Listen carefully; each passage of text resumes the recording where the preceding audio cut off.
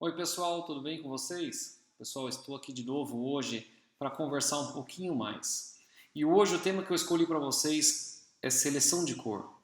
Um dos temas mais difíceis que eu acredito, e nós que usamos isso no dia a dia na próstata na dentística, nós pouco conhecemos. Se eu perguntar para vocês agora, gente, o que é cor?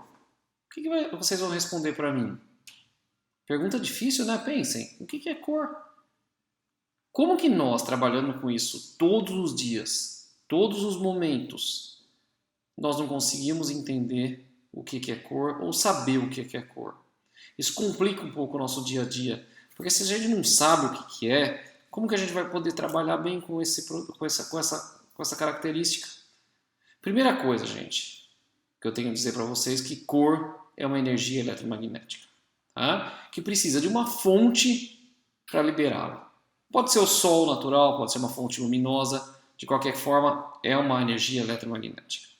Essa energia, gente, ela chega no olho, interpretada pela retina, e ali a gente possui células capazes de interpretar essas cores. Células chamadas cones e células chamadas bastonetes, que enviam mensagens para o cérebro para ter interpretação daquela cor que a gente está vendo, naquelas tonalidades que a gente está vendo. Tá? Se eu pegar essa energia que chegou na retina, chegar lá nos nossos cones e bastonetes, nós vamos ter a sensação óptica de cor. Agora, se eu pegar para vocês e perguntarem, quantas células vocês acham que a gente tem capaz de interpretar essas cores? Essas células que ficam excitadas ao receber essa energia eletromagnética e enviam essa informação para o nosso cérebro. Nós temos um total de 130 milhões de células, gente. 130 milhões em média. Vocês têm ideia quantos cones a gente tem, quantos bastonetes a gente tem? Aliás, vocês sabem para que eles servem? Os cones, gente, são aqueles responsáveis para a gente enxergar cor. E a gente só tem 3 tipos de cones. Aqueles que enxergam azul, aqueles que enxergam verde e aqueles que enxergam vermelho. Ah, professor, mas eu enxergo as outras cores.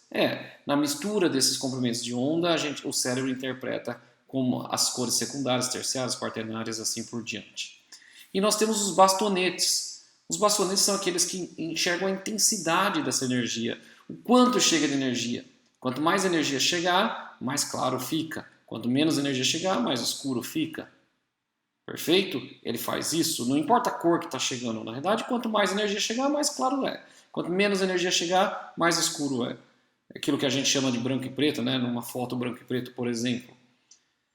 Gente, temos as células por colorido, cones, células por branco e preto, bastonetes. O que vocês acham que a gente tem mais? Cones ou bastonetes? Dos 130 milhões de células, nós temos mais cones ou mais bastonetes? E quantos? Tem mais ou menos essa ideia?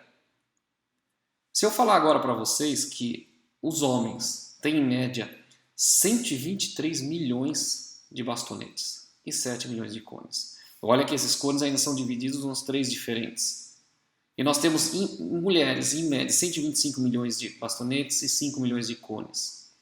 Quando eu estou falando isso para você, nós podemos interpretar o seguinte: nós, seres humanos, enxergamos muito melhor essa intensidade da energia, mais claro, mais escuro, branco e preto, do que colorido. Mas você, dentista, na hora da seleção de cor, em que momento você usa isso? Porque se a gente pegar aquela escala da Vita, por exemplo, e fazer A1, A2, A3, B1, B2, B3, cadê ali nossos bastonetes sendo usados?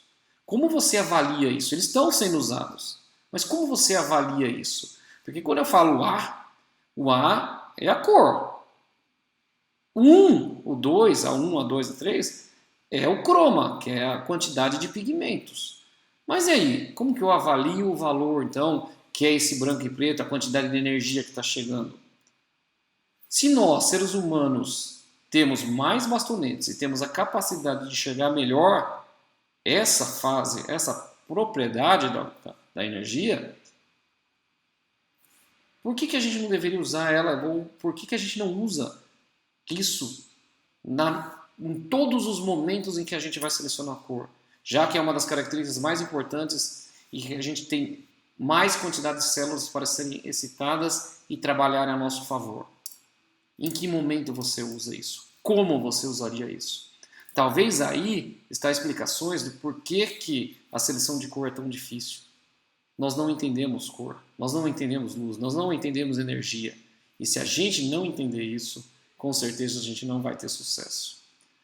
Pensem nisso, nós temos que começar a entender um pouco mais da seleção de cor, como fazer a seleção no branco e preto, usar mais esses bastonetes no momento da nossa seleção. Se nós entendermos isso, com certeza a seleção de cor para as próteses e para as resinas se tornarão muito melhores. Vamos conversar mais nos próximos dias. Muito obrigado e até logo. Tchau, tchau, pessoal. Aí, pessoal, a gente aprendendo realmente o que é cor e como selecionar cor, a gente vai diminuir muito repetição, a gente vai diminuir bastante gastos de materiais, a gente vai ter uma economia tremenda no consultório, tanto em tempo quanto em material. E é isso que a gente foca nos nossos trabalhos. Então sigam isso, aprendam a selecionar cor e teremos todo o sucesso. Muito obrigado, agora sim, até logo, tchau, tchau.